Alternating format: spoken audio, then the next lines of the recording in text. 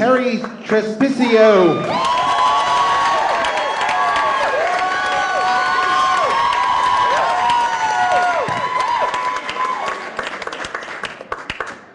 So I probably look white to you, but I am actually half Asian.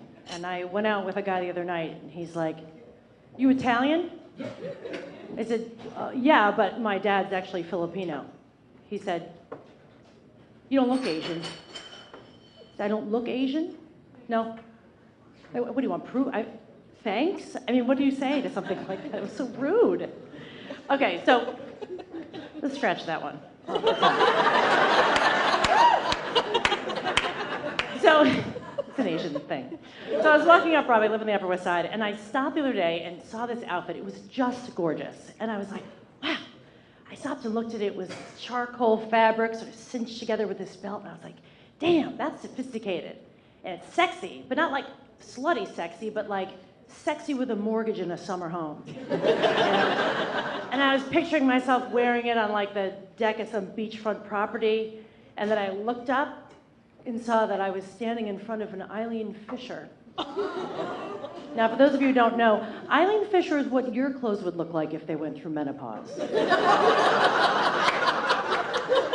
I mean, I was like, I felt like I had just looked the grim reaper of fashion in the face and begged for more time.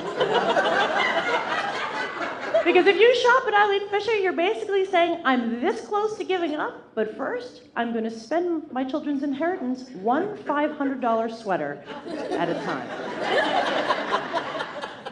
Now, when you're in your 20s and maybe your 30s, women, your vagina is as snappy and snug as a pair of Lululemon pants. That's why they wear them, right?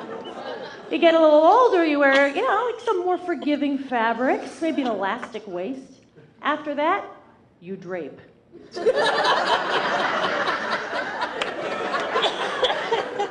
Which is fitting, because if you shop at Eileen Fisher, you could probably wear your labia as a shawl. You know, I still want to be sexy. I still feel like I got it. I'm not ready for Eileen Fisher yet. And so a friend of mine, a very exotic, sassy friend from Europe, says, oh, you have to take pole dancing with me. You will love it, Terri. You will be able to tap your inner goddess. I said, I have to pretend to be a stripper to feel that? I said, that's not sexy. That's depraved. So I signed up for a 6-week class with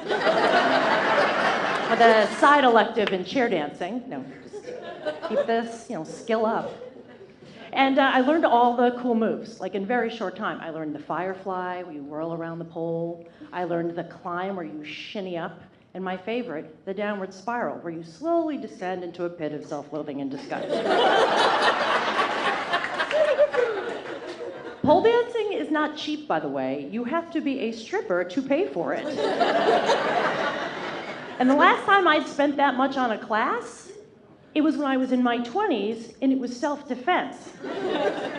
And back then it was all, don't let them fuck you, don't let them fuck you, don't let them fuck you. And now it was all, make them want to fuck you, make them want to fuck you, make them want to fuck you.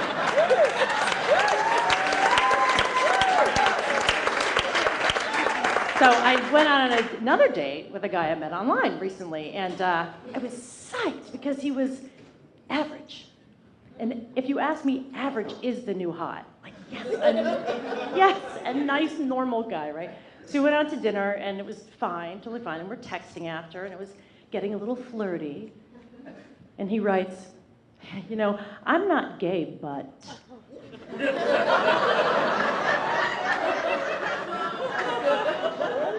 You don't want this, you don't want to hear these words. It'll send chills up the spine of every straight single woman here. And it turns out that this guy dated women, had relationships with women, had sex with women, but occasionally, he liked a little cock in his mouth.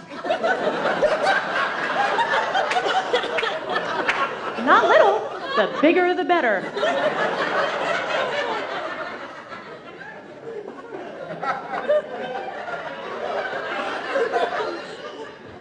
So he said, yeah, once in a while, like just occasionally, like once a quarter. So like when I'm paying my taxes. Right in. So he said, do you want to watch? I was like, what? Yes?